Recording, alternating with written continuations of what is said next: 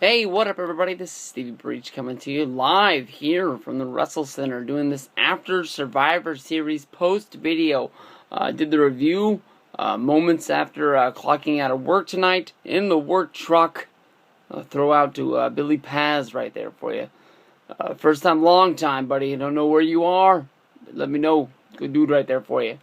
But honestly, I've never really been a big fan of pay-per-views. People go out there, I will honestly be the guy who straight up told you, I didn't pay no money to watch this show. I didn't even watch this show. I listened to the show. But there are people out there who did pay for this show. And WWE, TNA, a lot of people out there, they seem to, book a show, and they use that show to promote their next television show that is for free. TNA does this all the time, where they give you a free rematch on the next show with no build-up that people just paid money for. That makes somebody who, streams the show, or somebody who just likes the product but doesn't want to pay for the pay-per-view, who doesn't stream it, get something for free that another guy had to throw, 50 bones down for in order to watch it on TV. Now, there are the right ways in order to make you care about what's going on, and that's what the WWE did tonight. They gave us a match, Randy Orton versus Big Show. Not the biggest name to put up there on the marquee to make people buy this show. Not the biggest one to make people want to buy tickets. But then again, the way WWE does it is they sell these tickets so far in advance, you have no clue what it's going to be.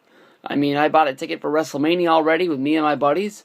Threw down a little bit too much.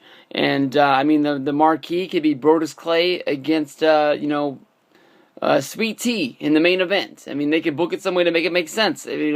Worse things have happened, and I'm pretty sure it's not going to happen, but, the people that bought tickets for Survivor Series to go to the show, months ago, didn't know what the show was going to be, and, it is what it is. And this show ended in one hell of a way. Basically, they had a stare down between John Cena and Randy Orton, your World Heavyweight Champion and your WWE Champion. Both of these guys, I bet that John's a little bit pissed storyline-wise. I bet you, honestly, he just doesn't really give a shit. He knows where he stands in this company.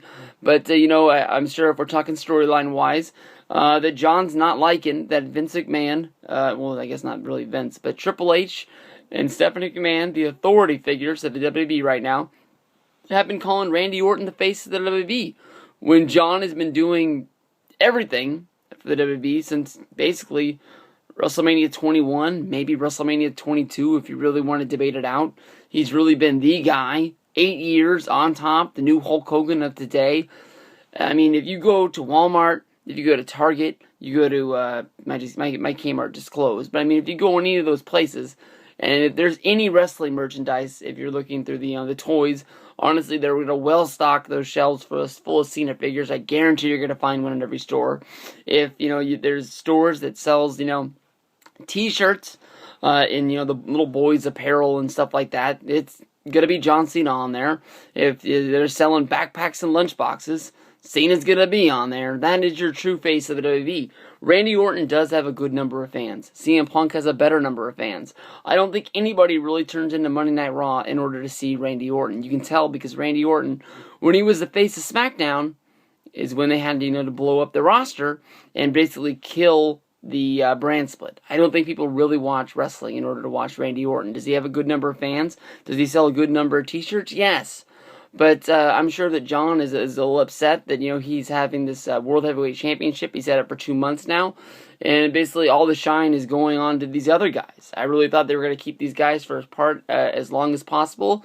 Maybe WWE knew they put on a shit show. Yeah, they only had 2 matches that were good. And both of those matches were matches that honestly nobody really bought the pay-per-view for. I think the team Best in the World, a.k.a. Daniel Bryan and CM Punk, was a good team. It was awesome to team up for the first time in WWE, I think. They've probably teamed up on a Monday Night Raw. If you can think back to when they were both World Heavyweight Champion and WWE Champion, I think they really tag teamed up there. But I mean, the first time on a pay-per-view, in order to make people buy it, I think if they would have wore some sort of special T-shirt and called themselves Team Best in the World, I think they could have sold that for the show. But you know what? Hey, it is what it is. WWE makes a ton of money. They don't really need me telling them what to do.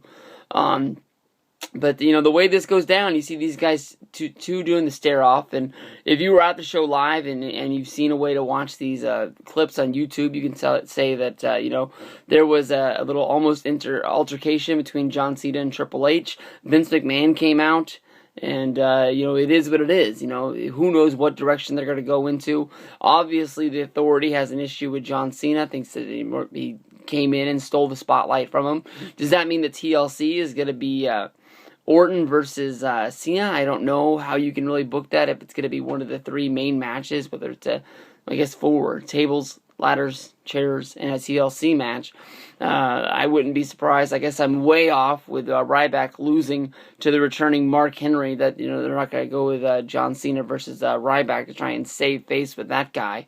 But if you want to make Cena and you want to make TLC count, I've honestly said that WWE in December really makes me fade out. My job between last week and the basically New Year's is grueling. It sucks. I'm working every day this week, basically 10 hours a day. I don't think you guys give a shit, but this is me telling you. I work 10 hours a day. The only day I have off is Thanksgiving because they just don't need me, and it's a holiday, and they only have one person to work, and they told the boss that he had to work. Sucks to be the boss, but that's what they make the money for. But, I just work so much that I try my best, but, I really can't put up with that 3 hours of Raw. Last year, there wasn't even 3 hours of Raw, if I remember right, and I really hated that shit. And the push of CM Punk, which I believe was the year before that, oh, man, I really, really hated that crap. But, we'll have to see what happens. Obviously, tomorrow's Monday Night Raw is really going to be a big one and shows us what direction they're going to go in. Are they hinting at something for TLC? Are they hinting at something for WrestleMania? I have no clue. But honestly, I would see them doing a 3-off, the 3 pay-per-view run. John Cena, carrying them against Randy Orton for the month of December, January and February. A lot of the feuds that they do that are big are 3 months, and then you can have a fresh WrestleMania match, because that WrestleMania match is going to be the Extreme Rules payoff after that one, and then more than likely Night of Champions, they normally will switch it up and do a new feud, but they always try to milk as much money as they can out of WrestleMania, like what they used to do with the what was that pay-per-view they used to do after WrestleMania for years? It was like the oh, shit. Fuck me. Whatever. But it was just basically to show, this is what happened to WrestleMania, and this is the way that we're going in the future, and see if, the new champions could really hold off the old champions, and just milk the last dollars you can out of there. I don't think I want to see Cena go into a TLC match. I think he can take an easy bump through a table, or he can put Orton through a table. But the chairs match, I thought was going to be the rematch. Maybe they can even just do that. What the fuck are you going to do with Big Show except send that guy home? I was really hoping we were going to see something like a retirement angle for that guy. The guy's the nicest guy in the world I've basically ever met. I think I would put him in the top 10 wrestlers that I've ever met as far as niceness, and just, making sure that I was going to remember that, few seconds of his day that I really took. I mean, I'll always remember the way he punked me out before he took my picture. Just an honestly real nice dude. But I think he's done everything there is in wrestling, and I don't want to see another Big Show versus Kane match. I don't want to see Big Show versus Ryback. I don't want to see Big Show versus Mark Henry. I want to see the next wave of superstars come in. And, a big guy like Big Show really did, I don't want to see he changed wrestling, because he's been like every big guy along the way. He's borderline the Andre the Giant of the day. I know that Andre never really lost matches back in the day, and he was just sort of like a spectacle to go see live and to see something that you've never seen before. But I guess just say hang it up, dude. I mean, that's basically all I have to say. I don't know where you can go from here. This whole storyline has been about, Big Show losing his house, losing his money, gaining his job back, getting this one match, and he lost. Yeah, he has no one to blame but himself. He just got, the only way he could get a rematch and make it matter is if you just ban them from ringside, because they didn't touch him. They didn't even throw peanut shells at the guy to try and make him, lose focus. They just came out and looked at him. And that was all that Orton needed to come out and hit the RKO. And that was all she wrote. So, next night, tomorrow, Monday Night Raw, are we going to see Cena versus Orton do a pose down again? If my money's on the table, I'm going to bet yes. But who knows what they're doing. It's WWE. Peace out.